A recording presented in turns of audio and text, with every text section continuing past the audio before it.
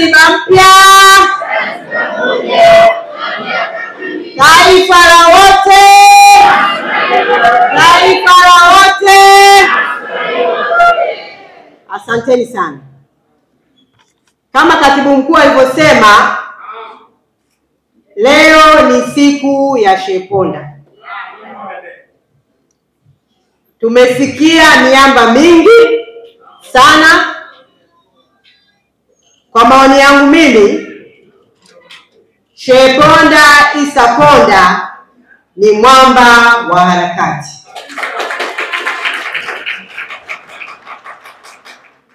Ninayo furaha kwa niaba ya chama kumpokea ili aendelee na harakati zake kupigania haki akiwa ndani ya ACT Wazalendo. Napenda kuchukua fursa hii kama kiongozi wa chama kusema mambo mawili makubwa. Kwanza, tunakushukuru Sheponda kwa heshima kubwa uliokipa chama chetu. Tumesikia historia yako kwa uchache, lakini kila waliokuwa wanaendelea kusimulia imeturudisha wale waliokuwepo na wale waliosikia kwenye harakati za mapambano ya kutafuta haki na usawa katika nchi yetu. Ni imani yangu kuwa kuingia kwako katika chama chetu kutasaidia kuongeza nguvu kwenye kampeni yetu ya kupigia haki na kuitetea demokrasia. Katika kampeni mahususi tunayoendeleza ya operesheni Linda Demokrasia. Ninapenda pia kuchukua fursa hii kuwakaribisha wapenzi wote wa demokrasia kujiunga na chama cha ACT Wazalendo. Wajibu wetu sisi kuelekea kwenye uchaguzi mkuu wa mwaka 2025 ni kutoa jukwaa la mapambano ambalo litainua Chama cha Mapinduzi.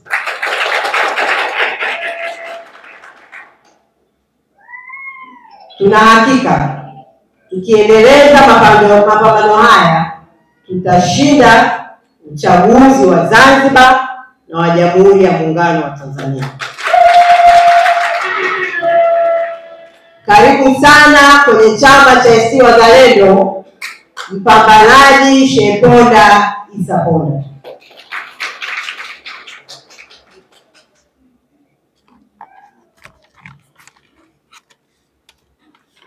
Kwa hiyo katibu mkuu kijana sio?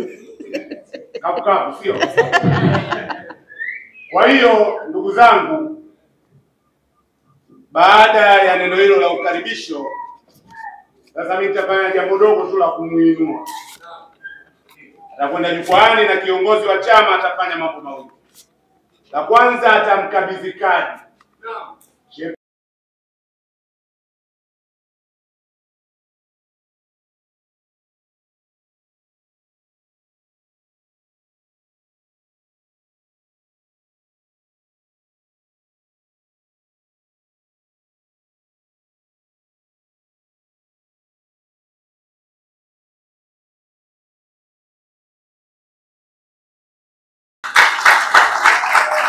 Ningeambiwa niandike historia rasmi, ile mimi ninaita mbegu ya kwanza. Tarehe 5 mwezi wa 5 mwaka 2014. Baada ya hapo yametokea mengi. Ningewauliza mmoja mmoja muyaeleze ya katikati, ningeeleza mengi. Nyinyi mashahidi. Ujio wa mtu anaitwa Zitto Kabwe Ruyagwa na kupata kadi yake, ningekuwa mimi ni mchambuzi wa historia ya ACT, ningesema ile ni major event yenye matokeo ya muda mrefu.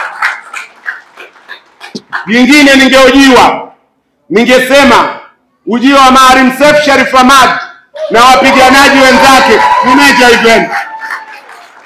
ningeweza kuyaeleza mengi katika ujenzi wa taasisi. Kitendo cha ndugu Zitto Kabwe kutii katiba ya chama hiki na kukaa pembeni kama kiongozi wa chama na kutoa nafasi ya demokrasia kuchukua nafasi kwenye chama, na sisi tukamchagua kiongozi wa chama chetu ndugu Doro Sem kuchukua nafasi ya Zitto Kabwe, ni major event. Wengine wanaweza kulitazama kama tukio rahisi, lakini hilo jambo limewashinda wengi Tanzania. ACT Wazalendo tumeliweza.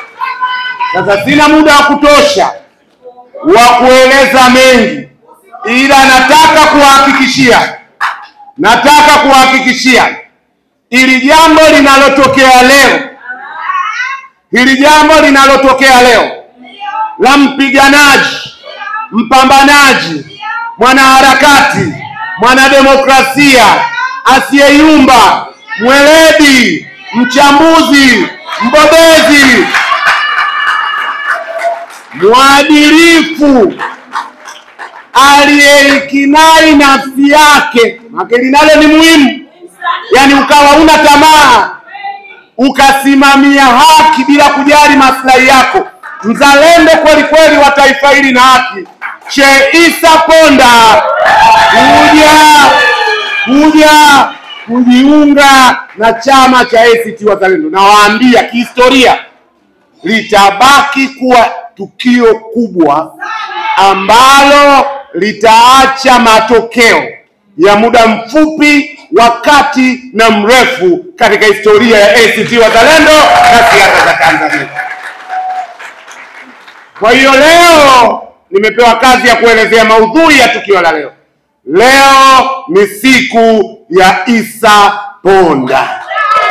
Leo ni siku ya Sheikh Issa Ponda. Tunamfahamu kwa mengi. Uwanja wa siasa kwa Sheikh Ponda si mgeni. Ameshiriki harakati nyingi na amepewa majina mengi, kwa sababu yeye anaamini uwanja wa siasa ni uwanja ambao viongozi wa dini hawapaswi kukimbia.